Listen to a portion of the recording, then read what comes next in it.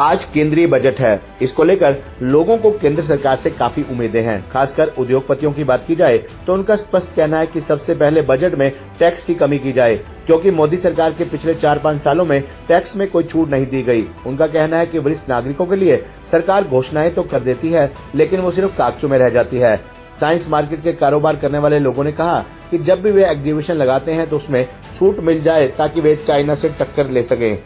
आपको बता दें कि आज केंद्रीय बजट है, इसे लेकर हरियाणा के नंबर 1 टैक्स पेयर गुरुदेव छिब्बर ने अपनी प्रतिक्रिया दी है। उनका कहना है कि जब भी कोई आपदा आती है तो इंडस्ट्री को काफी नुकसान होता है। कई लोग इस नुकसान के बोझ तले दब जाते हैं। उन्होंने मांग करते हुए कहा कि सरकार को एक अच्छी सब्सिडी जरूर देनी चाहिए ताकि ड्रग इंडस्ट्री के किसी भी व्यापारी को नुकसान न हो, तो सब्सिडी से उस नुकसान की भरपाई हो पाए। हम लोगों की बजट के रिगार्डिंग सरकार से बहुत सी उम्मीदें हैं, जिसमें सबसे पहले तो हमें टैक्स से रिलीफ चाहिए। कारण क्या होता है, पहले हमारा 5% टैक्स होता था एक वक्त में, उसके बाद 18 और 28 का स्लैब आ गया। हम सरकार से चाहेंगे, क्योंकि ये कोई एजुकेशनल गुड्स हैं, इसकी नेसेसिटी है, इस पर 5% से ज़्यादा टैक्स नहीं होना चाहिए। इसके अलावा जो ग्लासवेयर इंडस्ट्री है, उसके रिगार्डिंग एक गजट आया है गवर्नमेंट का कि भी इसको ISI किया जाए, जबकि वो ऑप्शनल होना चाहिए, क्योंकि स्कूल्स में ISI की कोई रिक्वायरमेंट नहीं होती। तीसरा, जो साइंटिफिक इंस्ट्रूमेंट्स जेम के थ्रू खरीदने चाहिए, वो NCERT बाइंग कर रही है, जहां पे कि NCERT गवर्नमेंट की बॉडी है, बड़ी रिस्पेक्टेड बॉडी है, मगर वहां पे टोटल दुकानदारी हो रही है और जो 10 रुपए की चीज है वो 50 रुपए की सप्लाई हो रही है। हम तो सरकार से ये चाहेंगे कि मार्केट को ओपन करे और जो हमारे मैन्युफैक्चरर्स हैं, ओरिजिनल जो मैन्युफैक्चरर्स हैं, उनको सब्सिडीज वगैरह दे, जिससे कि हम कंपटीशन कर सकें और चाइना के कंपटीशन में आ सकें। मैं Ashok Gupta, scientific apparatus manufacturers and exporters association की तरफ से अपने फाइनेंस मिनिस्टर श्रीमती निर्मला सीतारमन जी से रिक्वेस्ट करता हूं कि टैक्सेशन स्लैब में हमारा साइंटिफिक इंस्ट्रूमेंट्स का बिजनेस है, उद्योग है, अंबाला कैंट उसके लिए प्रसिद्ध है और एक छोटी सी इंडस्ट्री है, इसमें कुछ टैक्स में बेनिफिट्स दे सकें तो इस उद्योग को थोड़ी प्रमोशन मिल सकेगी। हमारे छोटे छोटे इंडस्ट्रियलिस्ट हैं, उनको कोई छोटा मिनी इंडस्ट्रियल एरिया अलॉट करवाया जाए, जिसमें 100 गज के प्लॉट उन्हें मिल सकें और वो एक ही जगह पे इकट्ठे होकर कार्य कर सकें। तीसरा, सीनियर सिटीजन्स, आज तक सीनियर सिटीजन्स के लिए कोई रियायत सरकार की तरफ से नहीं मिली है, जो अनाउंस होती है वो लागू नहीं होती। कृपया इन पे ध्यान दिया जाए। सर, बजट आने वाला है, उसको लेकर क्या कुछ उम्मीद है?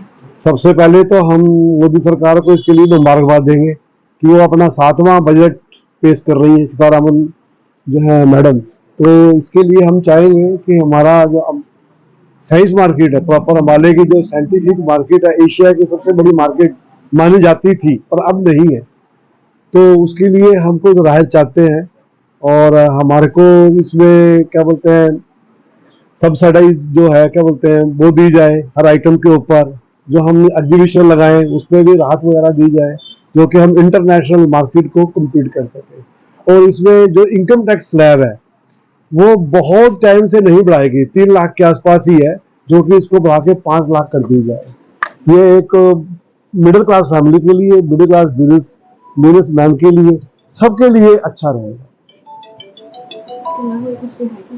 तो उसके लिए राहत है कि हमारी जो इसके ऊपर है साइंस मार्केट, साइंस जो एक इंडस्ट्री है, बहुत छोटी सी इंडस्ट्री है, इसके ऊपर जो GST है उसको भी कम किया जाए। गवर्नमेंट इसमें GST भी कम कर सकती है, जिससे कि हम इंटरनेशनल मार्केट में काफी कुछ कर सकते हैं, एक्सपोर्ट अच्छा कर सकते हैं। हमारा जो एक्सपोर्ट है वो भी एक ना के बराबर है और मार्केट में जो हमारी रेशियो एक्सपोर्ट में वो इतनी जो बढ़ जाए। बजट आने वाला है, उसके लिए क्या कुछ उम्मीदें हैं आप लोगों को? दरअसल इंडिया की सक्सेस इंडस्ट्री के ऊपर है। आप देखेंगे जापान में, अमेरिका में या जितने भी एडवांस कंट्रीज हैं जिन्होंने इंडस्ट्री को जो ऊपर लेके आए हैं, वो मुल्क बहुत ऊपर पहुंचे हैं। अब इंडिया भी उस स्टेज में है एक टेक ऑफ की, जब इसकी इंडस्ट्री काफी ऊपर जाएगी। उसमें से एक बड़ी अहम, जिसका मैं भी एक हिस्सा हूं, फार्मास्यूटिकल्स में एमएसएमई सेक्टर। अब अभी एमएसएमई सेक्टर को जो लेटेस्ट गवर्नमेंट के डायरेक्शंस आए हैं, उसको उन्होंने कहा है कि इसको at par with US FDA और ईयू करो। उसके लिए करोड़ों नहीं अरबों रुपए की रिक्वायरमेंट है। तो कुछ आदमियों ने, जैसे मैंने तो already I was a highest income tax पे इन द स्टेट, तो मैंने तो अपने पास से लगा दिया, काफी करोड़ों रुपए लगा दिए। पर हर आदमी के हक में नहीं है, पॉसिबल नहीं है कि वो ये पैसा इतना इन्वेस्ट करे। अगर वो करेगा तो उसको रिटर्न आएगा या नहीं आएगा। तो ऑलरेडी काफी सारी एमएसएमई इंडस्ट्रीज वो कर्ज के बोझ के थले दबी हुई हैं। तो अगर आपने इसको इंटरनेशनल स्टैंडर्ड में लाना है ड्रग इंडस्ट्री को, तो काइंडली इनको एक अच्छी सब्सिडी या अच्छी सपोर्ट दो, फाइनेंशियल सपोर्ट दो, ताकि ये आगे जाके इंटरनेशनल मार्केट में उनकी बराबरी कर सकें। ये बहुत जरूरी है। और मेरी बजट से, ऑनरेबल प्राइम मिनिस्टर से, ऑनरेबल फाइनेंस मिनिस्टर से यही रिक्वेस्ट है कि वो इस बार स्मॉल स्केल इंडस्ट्री को, जिसमें करोड़ों लोग काम करते हैं, करोड़ों फैमिलीज उसके ऊपर डिपेंडेंट हैं, उनको पेरिश होने से, उनको खत्म होने से बचा लें।